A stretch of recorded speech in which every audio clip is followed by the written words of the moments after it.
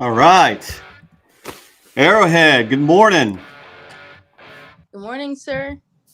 Yeah, welcome to the first session of Operation Warp Drive. So, my name is Colonel Brian Hildebrand. Of course, all of you know I can't do this alone. So, I got my crew with me this morning, and we have some special guests. Today, we have joining us Brigadier General Teresa Cogswell, the sustainment GO for the division. Ma'am, welcome to the show. We are happy you can make it. Thank you. I'm glad to be here. Excellent. So, Operation Warp Drive, ma'am, as you know, is the CG's writing program. You know, the goal of the program is kind of in its name, Warp Drive. So, we're writing for the Army and renewal of profession. So, we do have a couple of goals, honing our skills, enhancing our professional tact and precision, amplifying our voice, and of course, communicating effectively. Ma'am, do you have any opening comments before we kick off on this show? Sure. So, first of all, good morning, everyone. As he said, I'm Brigadier General Cogswell. I'm the ADCS for the 36th Infantry Division. I am super excited about this program, and I really appreciate all the energy that has been infused into this program up to this point. It's just been fantastic. On behalf of Major General Bolin, I'm proud to help announce the launch of this program on this platform. So in my mind, I think there's really 4 reasons why Operation Warp Drive is so important. First of all, Operation Warp Drive itself will get after the Chief of Staff of the Army's priority to strengthen the Army profession. And then writing itself is a critical leadership skill. You know, the more we do it, the better we articulate our thoughts clearly, concisely, and with impact, which is super important for what we do for the profession. Second, Operation Warp Drive will give us the competitive edge over the other divisions in the division writing competition. Yes, this is a competition. And because we are ahead of the other divisions, I believe, and by launching this program, I'm confident that we're going to win. Plus, I love the fact that this program will challenge us to strive for excellence in our field itself. Third, it's going to help us close the gap between Army practitioners, which is all of you here, and Army doctrine writers. Army doctrine writers are often too far away from the problem, and often these solutions are dated to their experiences from back in the day when the dinosaurs roamed, that they often fall short of being relevant to what we need for what we're doing. Finally, Operation Warp Drive will provide an opportunity for us to develop individually and to continue to sharpen the spear and think more critically. This initiative has just so much goodness in it that it's not just about the writing. It's about having a platform for you to share your ideas that will transform the Arrowhead Division, posturing the division for future successes, and then maybe even have a deeper impact by changing Army policies and procedures. In fact, I think it'll be pretty cool to see our Arrowhead soldiers' ideas end up in doctrine and become a new CSA policy. I'm eager to see what you guys have and want to digest what you guys have to say and what our leaders produce and look forward to this dialogue today. So I just want to say thank you for inviting me here. Thank you. Hey, ma'am, thank you for those comments. Turns out, looks like we have another special guest, the Commanding General for 36th Infantry Division, Major General Brad Bolin. As you guys know, he is the 22nd Commanding General of the 36th Infantry Division. So he first started back in the day as a Cavalry Scout in 1987. He cut his teeth in the Tennessee Army National Guard, but like Davy Crockett, after a storied career, he found his way to Texas. Sir, thank you for championing this program. Over to you for some comments. Hey, Brian, good morning. Have you guys got me okay? Sir, we got you loud and clear. All right, man. Hey, I'm super excited today, and I hate that I can't be there sitting in a room with you guys, but I certainly appreciate this platform and an opportunity to call in today. If you could see me right now, I've got my cheer dad outfit on, man. I think today I'm actually in Orlando, Florida, for a national cheerleading competition. And my daughter, who's a senior in college, I think this is her last cheerleading competition. So I'm pretty fired up about that. And I'm certainly glad that I was able to call in and make a few comments and actually participate in the program today before I got my cheer dad on. So thanks for that. Hey, Teresa, appreciate you kind of teeing things up for us today. I know you were going to pick me up if I couldn't call in. So, hey, guys, just very quickly, first, I want to thank everybody that's called in today for this program. It's very important for me. I think Warp Drive and Brian can, Colonel Hildebrand can square me away. I think it's writing and renewing the profession. I think that's what the WARP stands for, and which it kind of reminded me of the Operation Warp.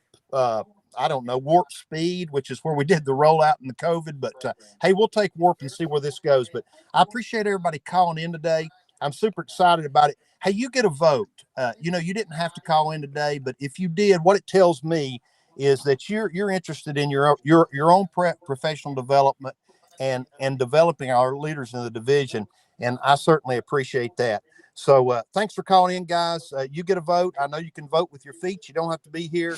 You've got competing priorities out there, and happy that everybody's on. So, hey, just quickly to kind of recap kind of what Teresa said.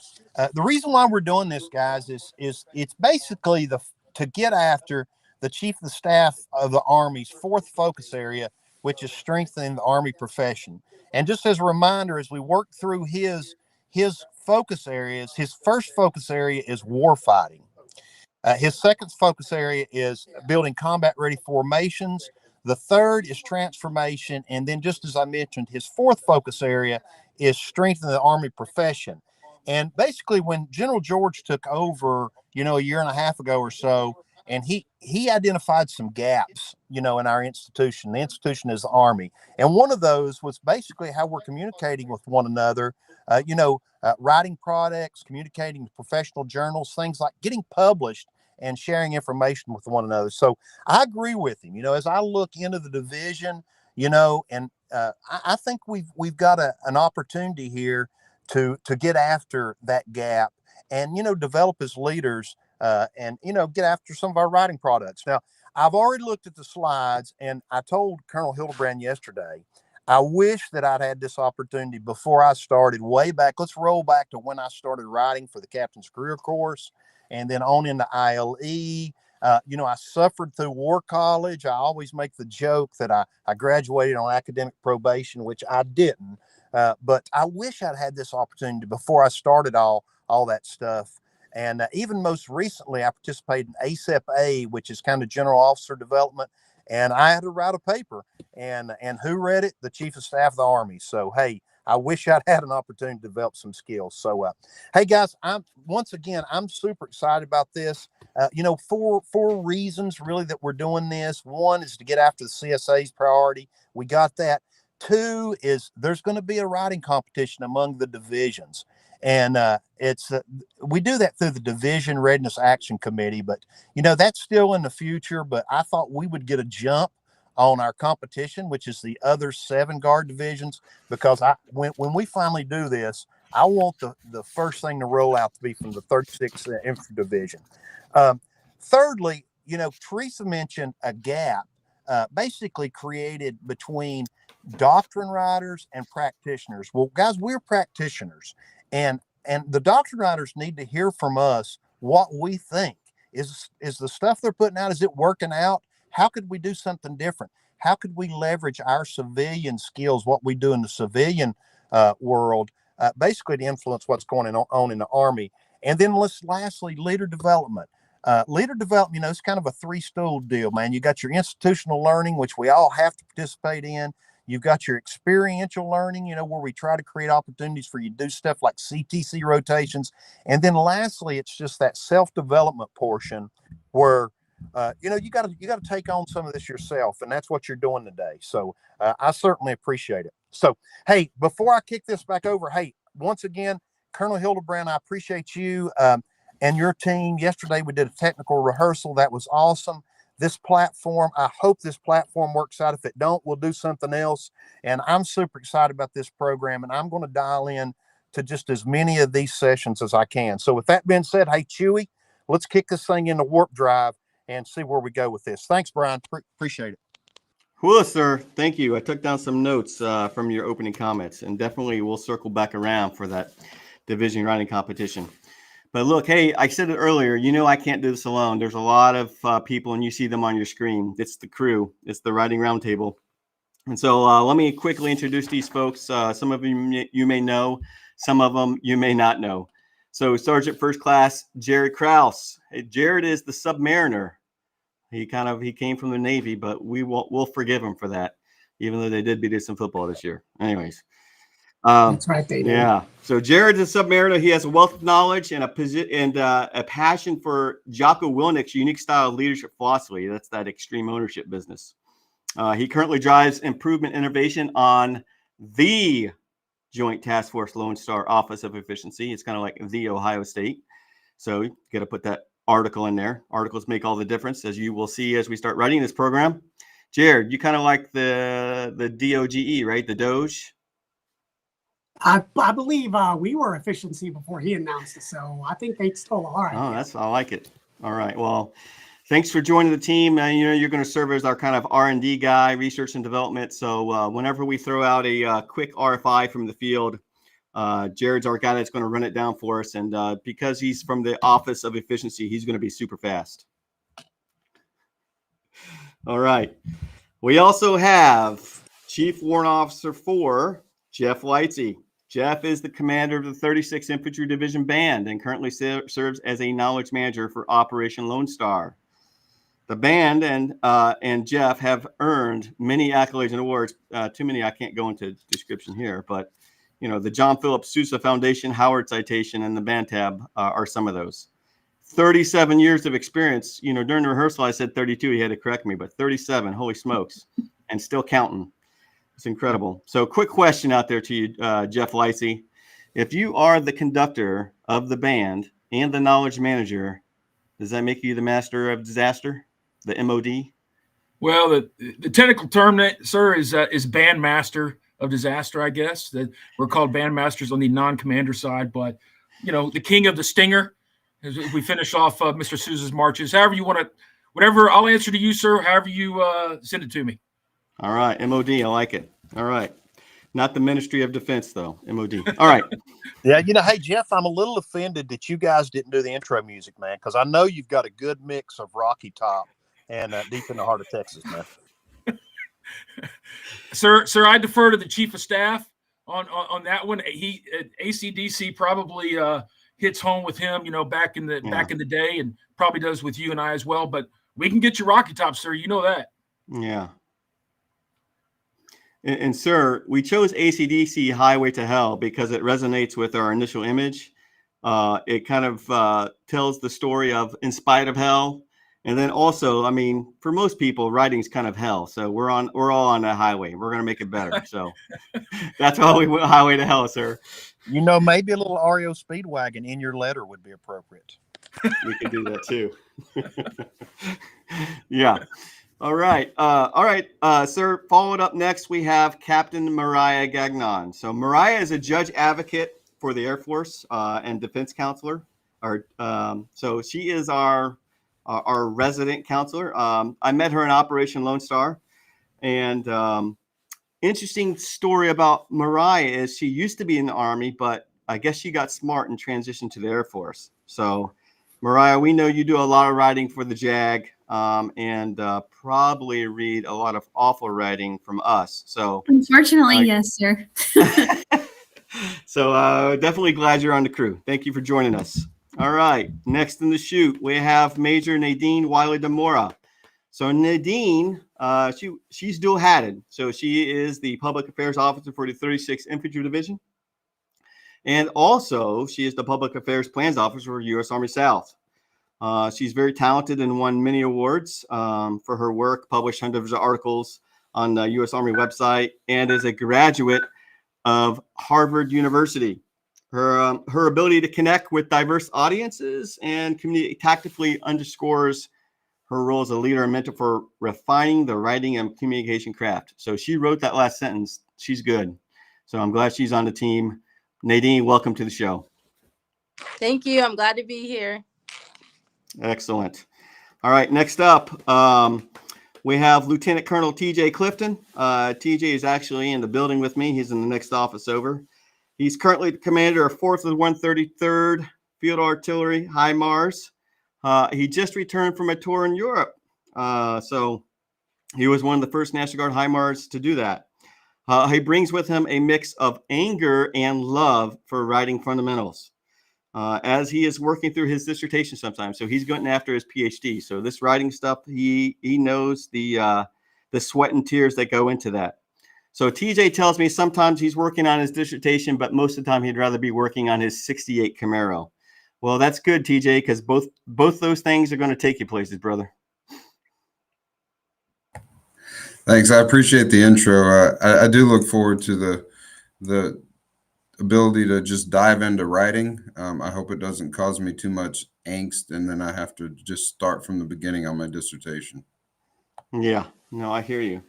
Well, I'd be interested in reading your dissertation. What's it going to be in again? So it's a Doctor of Education in Organizational Leadership and Conflict Resolution through Abilene Christian University. And it's the reintegration issues of post-combat veterans from the GWAT era. So I think it'd be a good read for a lot of us. Yeah, for sure. Yeah, excellent. Well, good stuff. All right. Last but definitely not least is our good friend Major Matt Cox. So Matt is currently the 36th Navarre S3 and 2IC, and he has 16 years of service.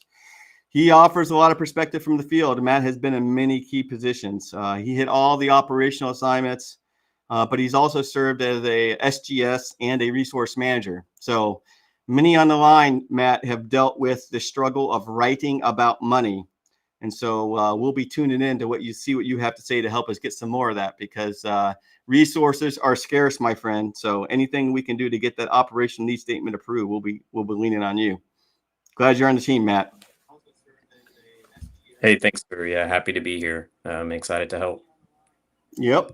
All right. So just so you guys out in the field know, a couple rules of the game here. So we do have some slides. They're going to key up discussions. We're going to riff on those from the writing roundtable here. We're going to try to get as much information out of each other as we can. So you might see us being a little humorous at time, hopefully. And then you won't have the ability to operate your mics. If you have something, please drop it in the chat. We have a technical team. It's Major Cox, Major Demora, and Sergeant First Class Kraus. They'll be looking at the text to see what we need to address if you have any questions on slide. And so we'll pause towards the end of each slide to ensure that we're capturing all your comments and questions. All right. All right, here we go. Let's kick it, Matt. Next slide.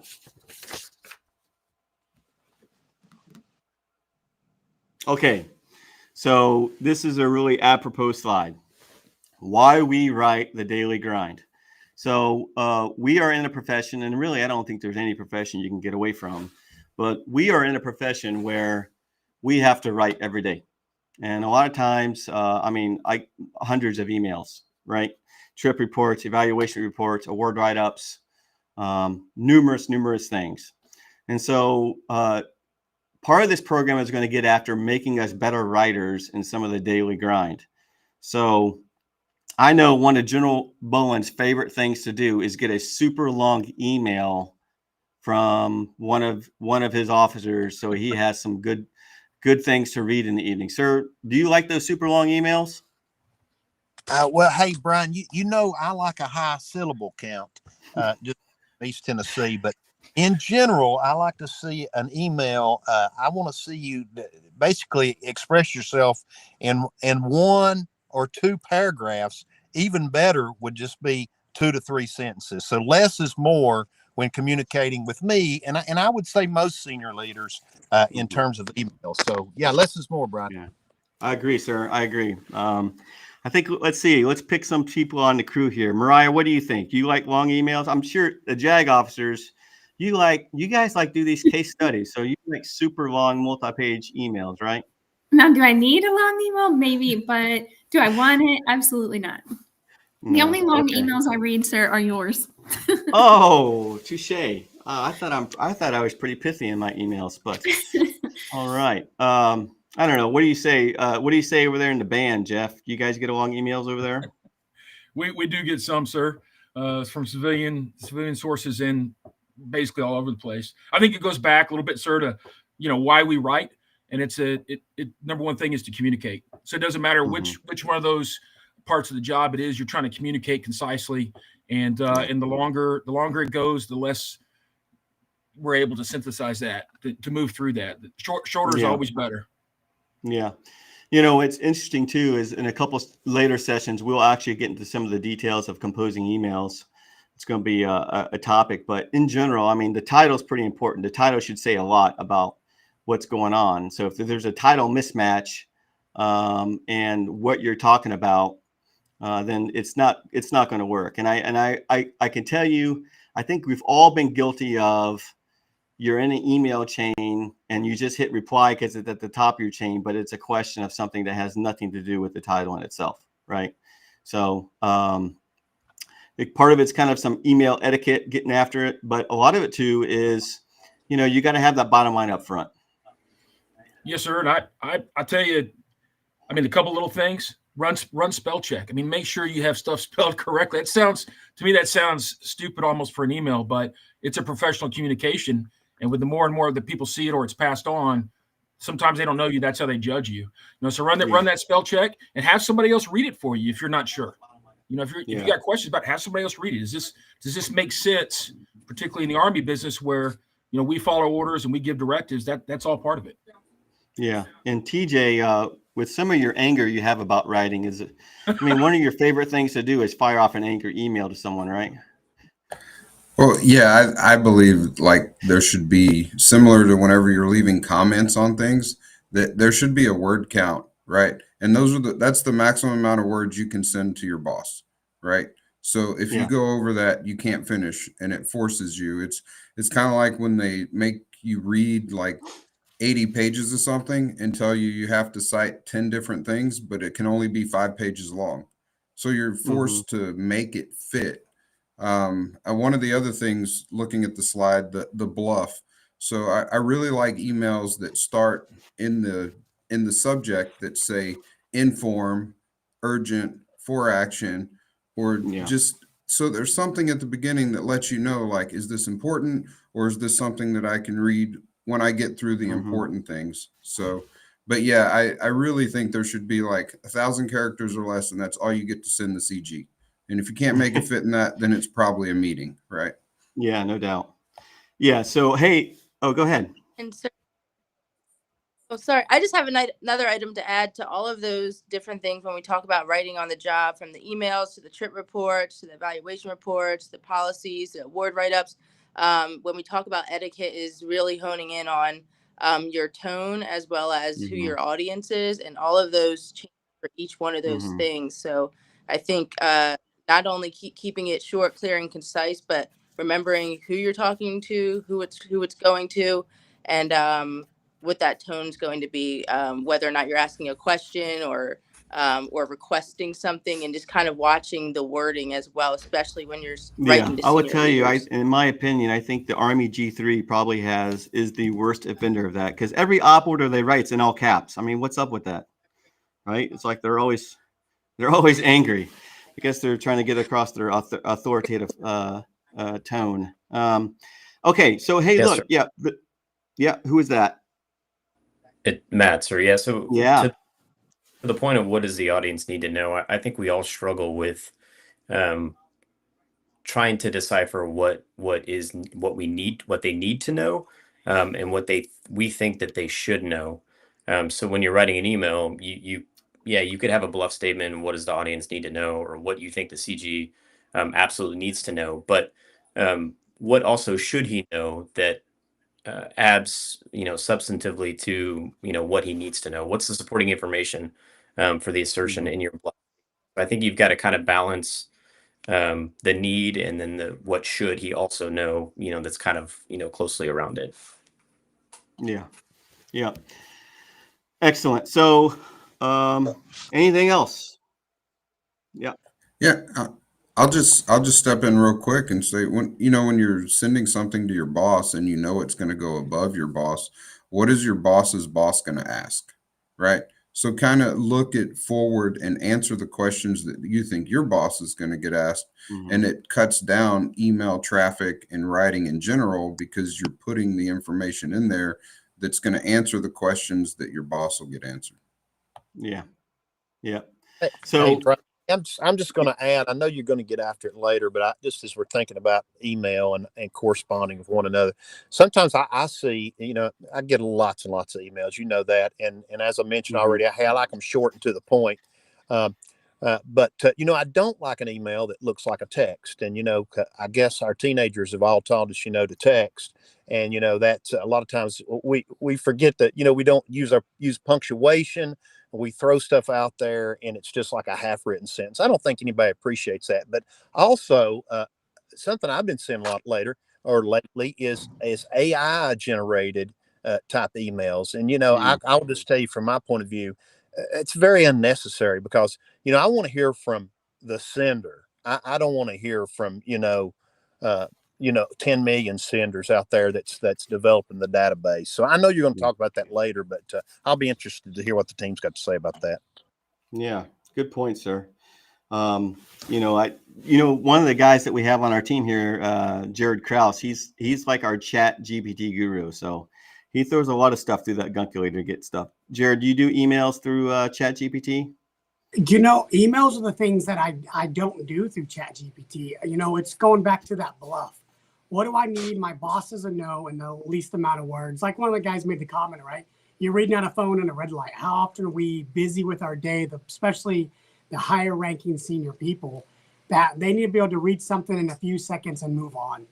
And if they're intrigued, that's where everything else comes after that. And then it gives them time to tailor out their day about, hey, this is something that I need to read into. They can read more into it, or they can ask those follow-up questions. That's the way I take on it.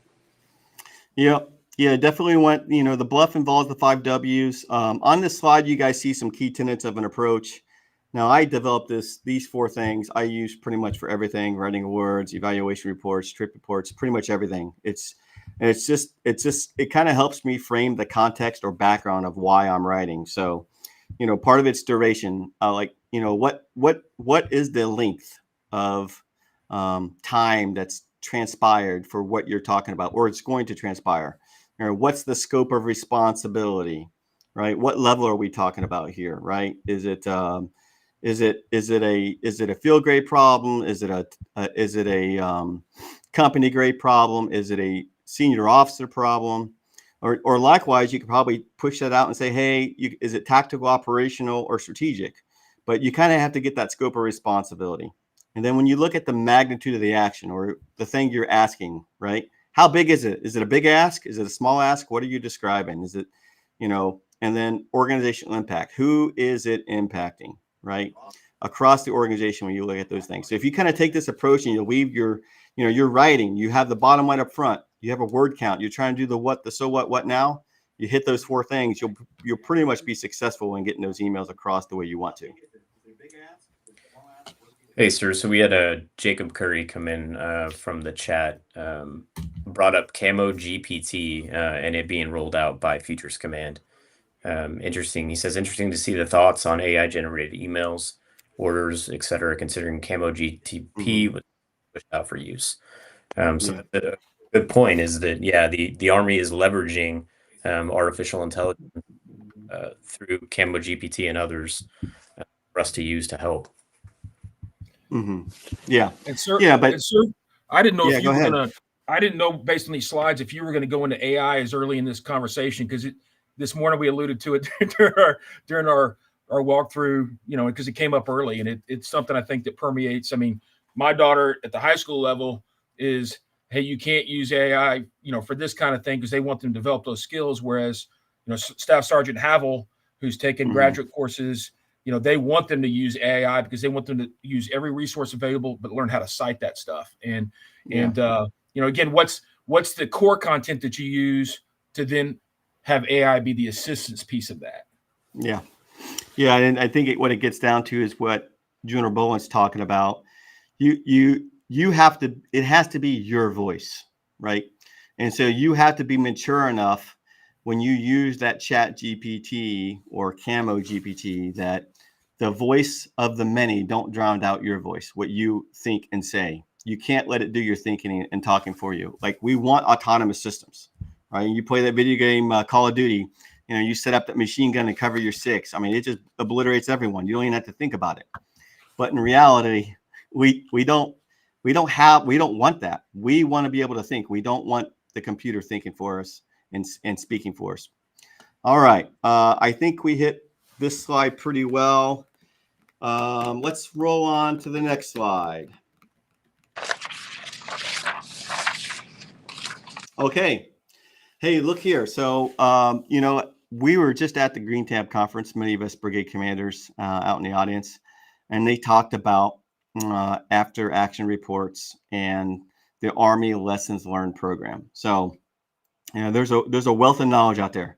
Somebody's already done something and they've captured lessons learned for it. So you see a picture of the Warfighter 24/4. You can actually go into JLIS, which is the Joint Lessons Information System, and you could pull down any warfighter report that you want, and you kind of get after like, hey, what are we learning from these different units doing these different exercises? So we're getting even better at it there. The Army's getting very good at it. So you see a QR code on your screen. So they have what's called the quick fire. All right. So if you have something that's emerging, you want, you don't have time for a robust after action report the way that Call wants it and wants it structured. Right. You hit that QR code and you throw it out there and it goes into an algorithm, and then and the Army takes a look at it. So there's a lot of different ways that we do AARs and ALPs. I will tell you that every organization is kind of unique, but we kind of rest on the same bread and butter, like 3 up, 3 down. So I'll kick it over to the crew for comments. All right. Who's up first in the queue here? Hey, sir, I'll lead it off. So the second point in the left column, facilitate a lessons sharing culture in the Army. So I don't think nowadays there's not a whole lot of new that occurs in the Army. Generally, 9 times out of 10, someone has done what you're trying to do, and hopefully they wrote about it for you to at least have a base understanding of where you should start forward. So by you completing AARs, formal AARs, writing it, submitting it to these programs, you're helping the entire enterprise get better, not necessarily just your formation. Mm-hmm. Yeah, that makes sense. Yeah. I don't know. What do you think, Mariah? Is it any different over there in the Air Force? I mean, you've seen both systems.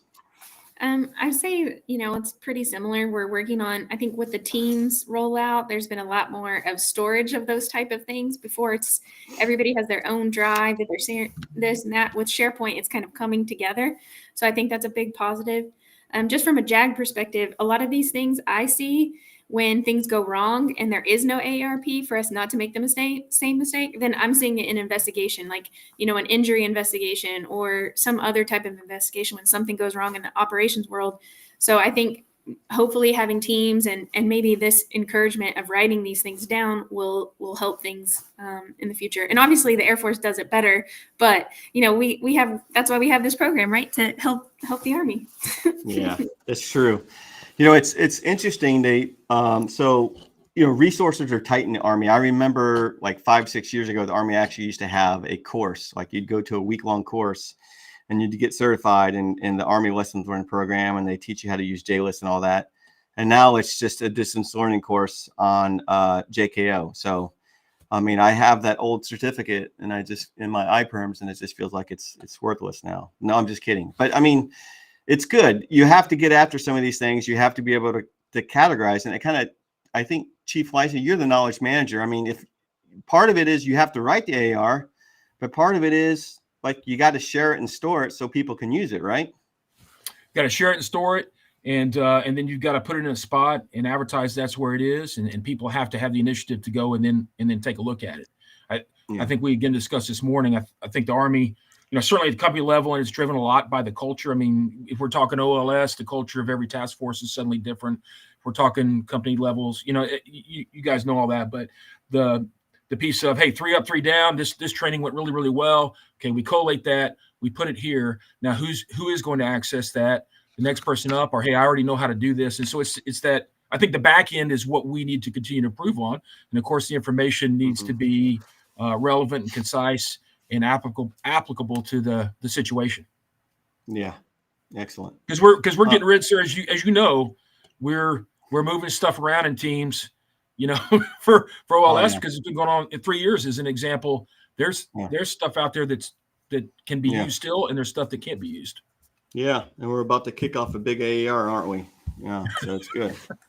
Yes, sir. Yeah. Hey, sir, I just wanted to add something to what Matt said, as well as just kind of like helping each other out. A lot of times we come to these different places or these different missions, and it's like it feels like you're starting from scratch a lot of times. But if somebody has properly put something into call, or there's Army lessons learned somewhere where you can reference the AAR, or even on your team, wherever you put it, it's like you're not starting all over, and then you're, like in our case, we're working with partner nations at Army South, and then you're going to work with that partner again, and then starting all over from scratch, and it's frustrating. And you're working on the same problems rather than, picking up where people left off, so we can, like he said, move the organization forward and work on a different problem set. And that way we're actually getting somewhere. And then in our case too, from the public affairs perspective, we're actually communicating the narrative that maybe we didn't communicate before. Rather than repeating the same mistakes and running in place. So I found it very helpful when we do them. I'm glad you brought that up, because I think everyone has the same experience, but every deployment I've been on, you go to do your left seat, right seat rip with the unit, and they're like, where are the files? And like all of a sudden those files disappear, and you're like, it's like we fought 18 years of war at 1 year war at a time, like a 1 year war at a time. So it's like without these AARs, without these lessons learned, we're just doomed to repeat the mistakes of the past. So, all right. Hey, Brian, I'm going to take an opportunity just to do a shameless plug for the Center for Army Lessons Learned. Chief mentioned it as the knowledge manager. Where does this stuff go? And Lieutenant General Beagle, who he's the man out there at Center for Army Lessons Learned. We do a forum, every couple months and talk about how we're exchanging this information. But one thing that they have out there now, Call has, is, and they've stole this from the field artillery world. You'll be happy to know that, is they've got a quick fire net. And bottom line is, you can go out there on Call and do the quick fire. And if you observe something happen in the field, you can send that out to all your contemporaries and everybody across the force just immediately on that Army quickfire net. And it doesn't have to be a science project.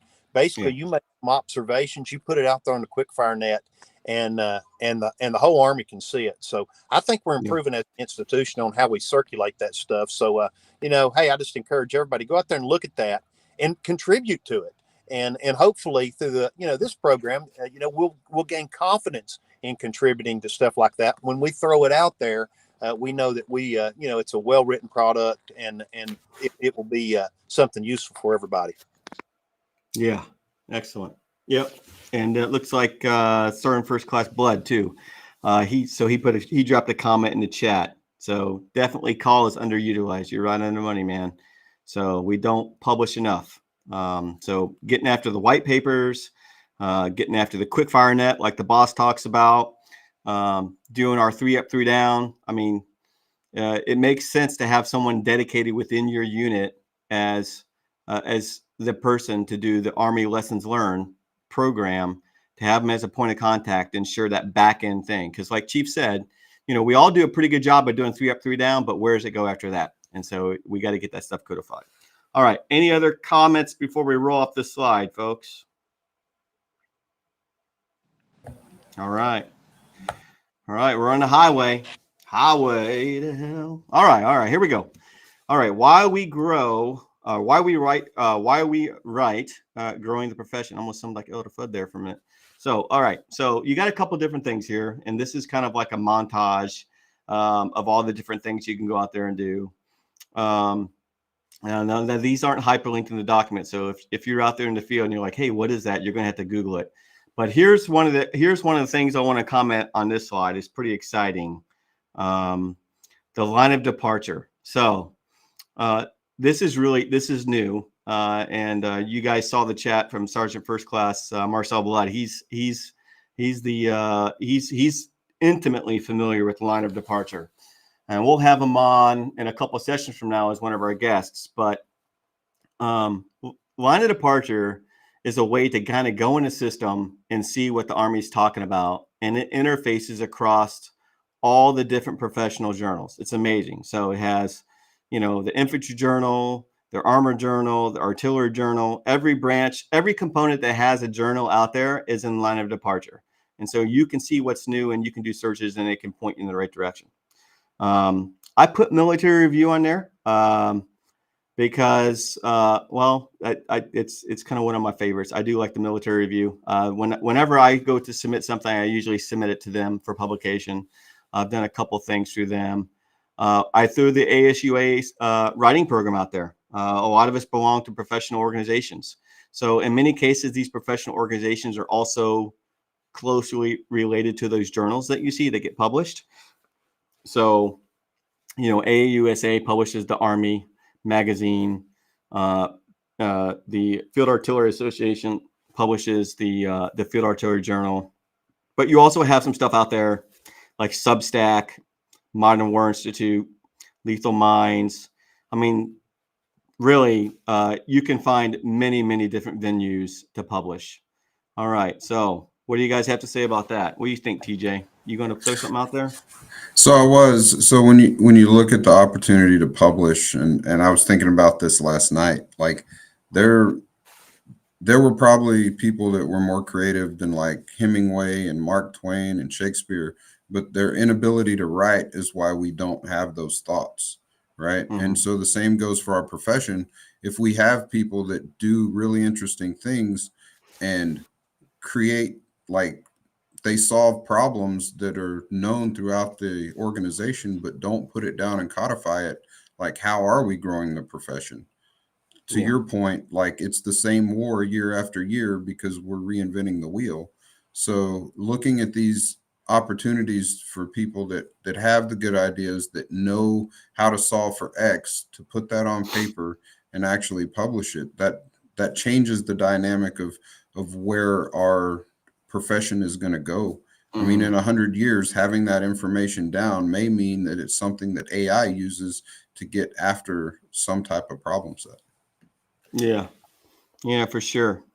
And you will see too, like, and we'll talk about it in a later session, but like every single one of these journals, every single one of these platforms has unique specifications for what it takes to get published. So some of them, they're looking for longer articles, right? Like for people like Mariah who like long emails and lengthy papers, they definitely want some verbosity, like tune it up. So, but some of them are pretty short. Some of them you can just throw out a 300 word article. So, what else is on? Oh yeah, I forgot to mention. So, you see a plug in there for the Modern War Institute. So one of our next sessions, I think it's in August. No, not August. I'm sorry. Maybe March or April. We're going to have John Spencer. He's going to be a guest speaker for one of our sessions, and he was one of the founding members of the Modern War Institute at West Point. So currently, he does a lot of reporting on urban warfare, specifically with Ukraine and Israel. He does talk a lot about tunneling and underground warfare. He's one of the foremost experts on that. So it'll be interesting to see how he puts it all together, how he does his war correspondence. He also wrote a book about doing connections on with your soldiers through social media, like the social media connection and his experiences. So be in tune for in one of these follow-on sessions for that. Anything else here before we turn the page to the next slide, folks?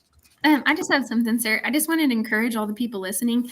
One of my colleagues, Major Seth Howard, he put something on there that we have a great lesson learned for judge advocates, and it's called CLAMO, the Center for Law and Military Operations. And it's like a place where it houses lessons learned in different legal issues that you can refer to. So I would encourage all the listeners to go to their particular area, whatever branch you're in and whatever specialty, and go look and see if your specialty has one of those pages so that you can. And I know that for me personally, I've looked and I found a defense podcast where they talk about new holdings and things that are applicable to my legal field. And I listen to it and it's really entertaining. And so people have gone beyond just these type of things on the internet where you can listen and actually enjoy it. Like I listen to it when I'm driving, to and from places. And so I would encourage people to look into those options.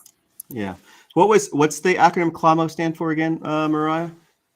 It's the Center for Law and Military Operations. Center for Law and Military Operations. Excellent. Hey, All right. sir. Well, yeah. So one other thing, and this goes back a little bit to what Colonel Clifton was talking about, and I'm kind of tying it in with the article that you sent out earlier in the week about writing about the barn, right? About a barn. In reading that author was pushed back. They weren't in their military career. Hey, if I was as aggressive in my writing as I was in my military career, but I don't know why I wasn't, because I was afraid of what other people thought and how they kind of pushed back. And I think, as Colonel Clifton said, there's probably been a lot of people that had a lot to say, but just got pushed down or thought, I don't know how to do this, or people aren't going to like it. And I think everybody on this call is an advocate for how do we improve, our soldiers, people listening to this. Hey, put it down there, because you don't know what's in there that's going to help somebody else if you share it. And these are all mediums to share. The second thing, sir, was that from the green notebook that you've got keyed up on there. I actually did that journal down in Laredo, and there's something on that website for everybody. So if you're somebody on this call that is not as much of a writer, but really likes to read or listen to podcasts on leadership and different things, it's an interesting site that just sort of enhances these skills that go together. These formal skills we're talking about, but even the informal ones as well. Yeah. So it's good stuff. Yeah, perfect. Excellent. All right. In the interest of time, we're going to roll to the next slide. Okay. So writing competitions. General Bowen talked about it. The Division Readiness Advisory Council is going to have a division writing contest. So we haven't developed it yet here, but talking to General Bowen, we're going to have a division writing contest. So more to follow there. We're gonna flesh it out over the next couple of weeks and maybe unveil it next session if we can get everything, all the I's dotted and T's crossed. But definitely, this is one aspect of why we like to write. So here are some questions that I pulled from the Military Review. They have a competition that started back on the 1st of January and ends this June.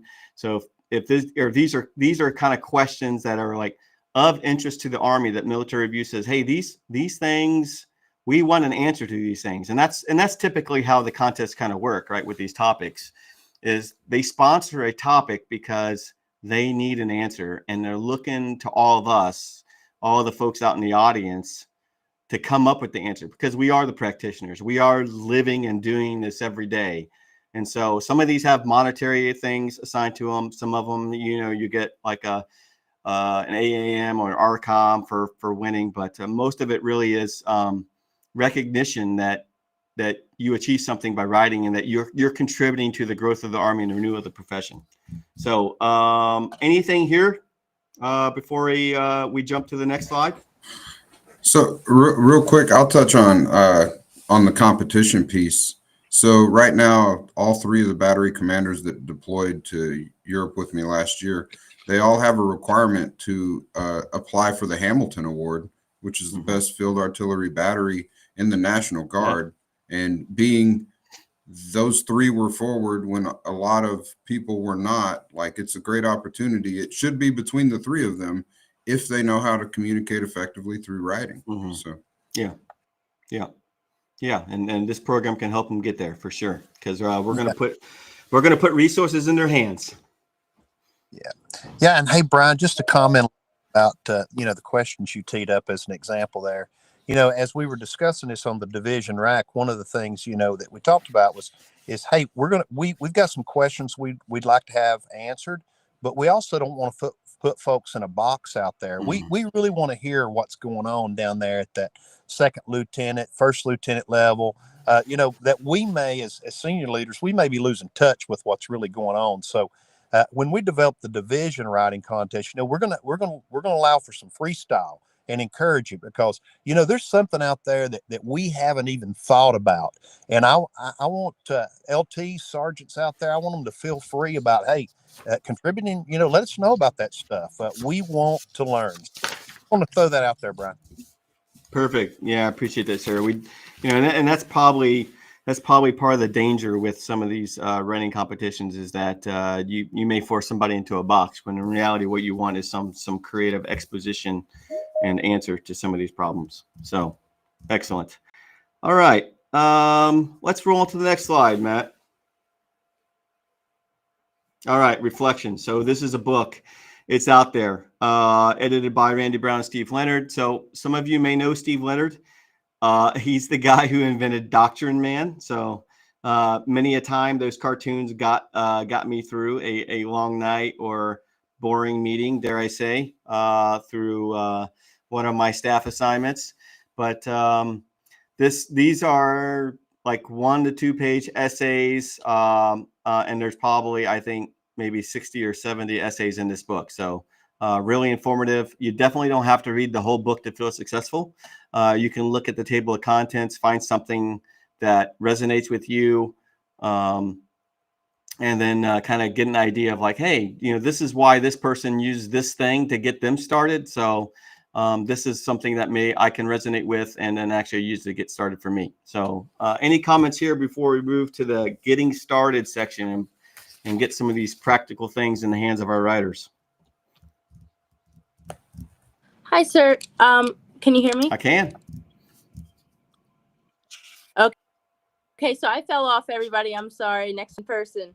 But yeah, so one thing I wanted to say is when we were talking about the gap between the practitioner and doctrine, from the public affairs perspective, I think there's also a gap between, like, sometimes our audiences, and we talk about, the younger generation, and then our policymakers. Mm-hmm. So again, I think there's, along with some of these competitions and these opportunities to publish on these different sites and magazines and doing these different writing programs, another thing that leaders can do is write editorials and different op-eds and commentaries, or even write stories to communicate things and get things out in a certain fashion to these different audiences or policymakers or whoever our audience is. So I just thought about that when we talk about why we write and some of these publications we were talking about. Yeah, absolutely. You definitely, connecting with the audience is a big piece of what we do. So, and if you can't get that right, I think whatever you put out there is going to fall flat. So excellent point. Okay. Let's go through the next slide, because I think we're going to get into some of the practical stuff here now. All right. Yep. Getting started, moving the pieces on the board. Next slide. All right. Hey, I need to cite this. I can't remember who I got this from. I know I've used it with some of my staffs in the past, but when you start organizing your thoughts, like, hey, I'm writing an email. Hey, I'm doing an award.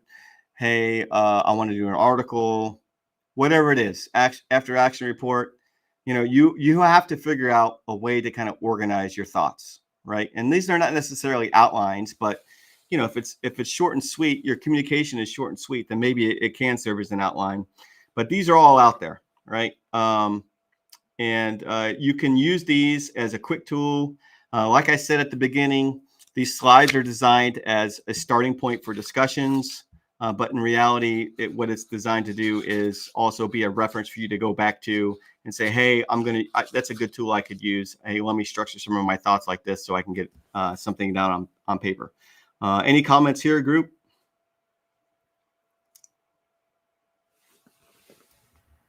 Sir, it's just basically having a plan. Yeah. So, I mean, I think all these things are practical. It's simple. And I think that was discussed a little bit earlier. Keep things simple, less is more. Hey, this is a plan for anything you're doing. I mean, we don't go anywhere now where we're not using a plan on how to get there. So Yeah. it's the same thing with writing and having evaluated a ton of old battle axe English teachers, you know, that what's taught in Texas. Now, I can't speak for what's taught in Tennessee, but for what's taught in Texas, you know, you have the introduction, the 3 body paragraphs, and the conclusion. That's that basic thing that most of our young troops and even us have gone through. So that's that basic plan. These are augments from that plan, but I think people with these templates are very practical. Yep, for sure. Okay. Matt, next slide, please. Okay, so, you know, you've organized your thoughts. And the idea here is like, you know, we're doing this during the first session, and we will touch this again in some later sessions and go into more detail on like how to develop an outline. But some of you are anxious to get started now, and I definitely wanted to put some tools in your hands so that you can start it off. So, you know, the previous slide was, hey, how do I organize my thoughts? Well, you organize your thoughts in one of those structures. And then now I have, hey, how do I develop an outline, right? Well, you know, you understand the problem, you narrow your focus, you develop a good thesis, and then you create the structure. So oftentimes when we think of like outline, we think of that last box. What's the structure look like? And it's just like Mr. Lightsey said. I mean, we go right down it. It's like, hey, here's the title, here's the intro, here's body paragraph 1, body paragraph 2, body paragraph 3, here's my conclusion, right? So there's an art and science to it. This is kind of like the science part of like what we're doing, but we're definitely, as we go through these sessions month by month, you're definitely going to get a piece of like, how do I actually do this? Any comments from the group here? So when I looked at this slide, sir, the first thing I thought of was, you know, Quentin Tarantino didn't follow this when he was writing movies, right? Like, and that's what happens when you don't follow an outline and you try to write a paper. You end up all over the place, and then the beginning is at the end and the end's at the beginning. So just having that structure, similar to Google Maps telling you to turn right here, turn left here. I mean, it just helps walk you through the process and get you to where you need to be. Right. Yeah, for sure. Hey, sir, right. it's so many of our young people are used to following a rubric these days, right? Rubrics are published all the time, and it becomes a check in the box. Hey, did I cover this specific item on the rubric to just make the grade? Like, we just want to make the grade. And you're trying to get people to go past that 80% mark of just making the grade to kind of what the art of the writing that we're sort of discussing here. There's this methodology, but again, as we discussed earlier, you continually sift, you continually rewrite, you continually evaluate, you get people to come in. Don't be afraid of that. And to get past that, hey, as long as I'm covering down on what the chief of staff asked me to do, I can move on to the next thing. And this is really more than that. Yeah, it's perfect. Okay, let's move on to the next slide.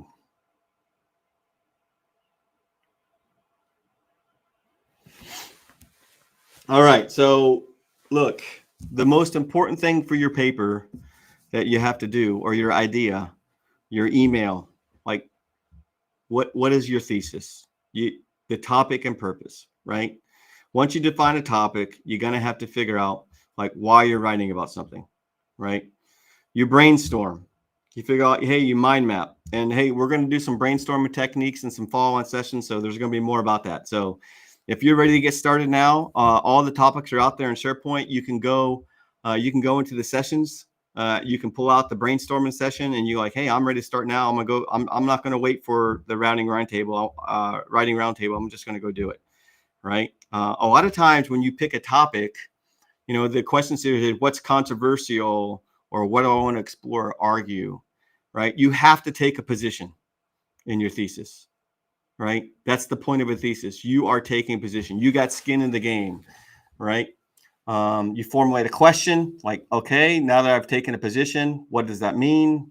You know, what are the most effective ways to combat climate change? In this case, for many of us, it's probably just like kill all the cows, because, you know, climate change comes from cows and pastures and stuff like that. So I'm just joking. That's one of those conspiracy theories out there. But anyways, so we formulate a question and then we craft a statement to answer that question. And usually, and we're going to get into this, you guys are going to see, we're going to put these tools in your hands, but you're going to answer the question usually with a 3-part answer, because that's how we do it. You have 3 body paragraphs. Any points here on 1 through 4, anyone? I was just going to say, when you're doing the research of your thesis subject, just to kind of, especially for some of these topics or these competitions coming up, make sure that what you're kind of look around at what's already been talked about surrounding your topic that you've chosen, and also look at some of the resources that are already out there, or if it's a problem set that you can actually apply to a current problem. I think that's going to be more useful, rather than just picking something off the top of your head. But so they have a couple of prompts there already that when we talk about PRC or Russia on the different prompts and different problem sets. But those are things that we could actually apply to communicate. I would say that would help get after a problem set that we're already after, I would say. So just kind of look at what's out there, and don't just pick something off the top of your head. Okay, right on. All right, next slide. Yep, so rule of 3. This is what I talked about. Really, when you develop that thesis, you're going to have some form of because in there, and that's how you're going to make your argument, take your position. And then let's move on to the next slide, Matt, because this is all going to run together when we start looking at these techniques. All right, so here's an example of the rule of 3, right? So everyone knows the Texans are going to win the Super Bowl. All right, I got skin in the game here. I'm taking a position. Why are they going to win it, right? Well, the Houston Texans are best positioned to win the Super Bowl because of offseason management decisions, the depth of key offensive positions, and their defensive prowess, right? We all saw last game that the defense of the Texans slaughtered the Chargers. Absolutely slaughtered them, right? We saw that. So we'll go through these, right? We're gonna do a little exercises here. I'm gonna exercise the crew and see what they think. All right, crew, what do you got? Next slide. Okay. Yep. Why we won the Gulf War. Analyze who won the Gulf War and why. Put it, you can think about what level, you can think about who, the duration. Should we consider 2001? Should we consider 2003? Does it have anything to do with the first war? Are we using some of these? Are we talking about coalition? Are we talking about popular support? What role did technology or air power play? How effective was the GPS? Those type things. So that gets into some of the brainstorming we did for who won the Gulf War and why. All right. So we did our brainstorming exercise. Next slide. All right. So look here. So at the top is a thesis statement that, I would probably write. And then at the bottom is a thesis statement that after Jared looked at some of these tools, said, you know what, boss, you got to skinny this thing down. That's just way too much verbiage.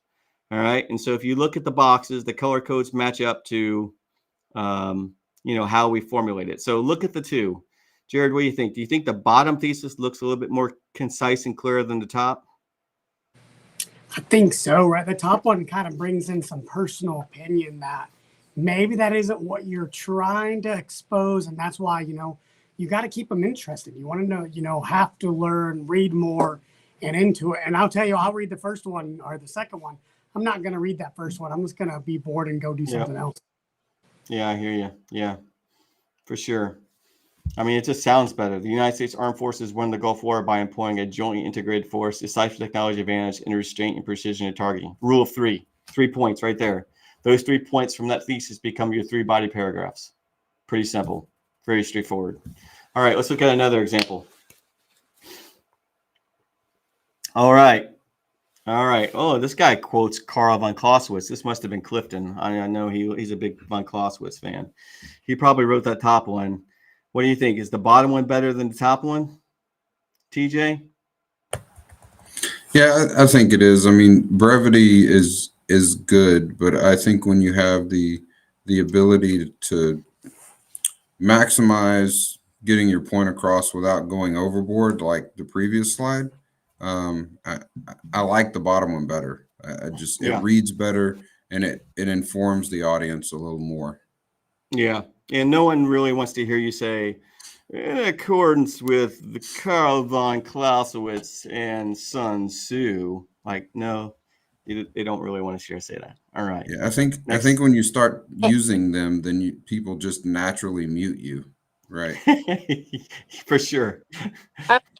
I would say I would agree on that too, because you can alienate someone right off the bat. You know, if you come into your thesis talking about a book that maybe somebody didn't read, and then it's like, what are they even talking about? What is the actual view on War and Victory? Yeah. So you can right off the bat alienate them, whereas you could talk about that later on if you wanted to and kind of get into that. But somebody else's view shouldn't be, you know, your initial thesis. It should be, you know, a statement like they have Yeah, here. for sure.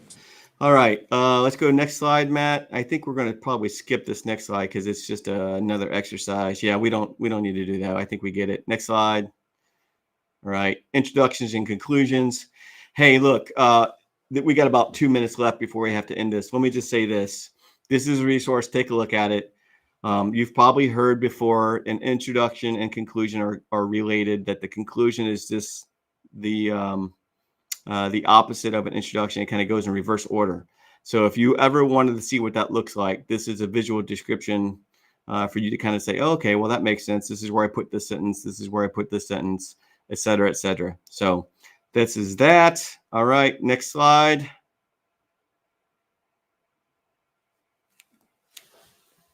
Yep. So a body paragraph, you guys are going to need to be able to do a chunk, right? Concrete detail. And then anytime you cite something, you got to give 2 sentences explaining it, right? So if you cite something, you quote something, you paraphrase something, have 2 sentences explaining it. That's this. All right, next slide. All right. So this is pretty much the last slide. And so these are some common trends we see across. Number one, and General Bolin hit this, don't let AI write for you. All right, if you do it in college, you do it in the PME, you're going to get in trouble for plagiarism. So you got to do a lot of pre-work to get your structure. Be careful of the thesaurus, just like nobody wants to hear von Clausewitz and Sun Tzu in their intro paragraph. Nobody wants to see these giant megasaurus words. All right, so be clear and concise. And stay on target. Like minimize that quote throat clearing. Don't use first person. Know your acronyms, and then you're just going to have to look at some of the different references for how to spell things out. So, sir, we finished up. I'm going to turn over some closing comments to you if you got anything for the first session. Hey, Brian, I'm going to be very quick. Hey, I love it, guys. I love the format, and I look forward to what we're going to do in the future. I know today, basically, we're just kind of introducing the program. I look forward to kind of seeing the program laid out so folks can kind of look and choose what they may not be able to participate in all the sessions, but let's get that out early so that folks can kind of get that on their calendar, sessions they really want to participate in. And what I look forward to more than anything is the time where, as this program matures, we started off with the statement of, hey, I just read an article in the Infantry Journal from insert a 36 ID leader. So that's the goal here. And Brian, hey, I appreciate what you guys are doing. I've actually been getting some text throughout this program today, folks commenting on they like the format and stuff. So keep up the good work. I can't wait to hear what's next. And then the last thing I have, Brian, is just if you would just let folks know out there that's listening, if they want to get started now, or they've got something they need help with right now, who do they contact? Maybe we get you throw your contact information out there, part of your team, and let's get them started. Let's not take let's not hold anybody back at all. That's all I've got, guys. Thanks for allowing me to participate. Right on, sir. Great comments. And the SharePoint site's out there. So we'll definitely double tap, and I'll get my information out there, and also the routing roundtable. So Appreciate everyone for being online, and have a great Arrowhead Day. Whoa. Ooh, Spot of hell. it's spot of hell. Spot of hell. Slide of hell.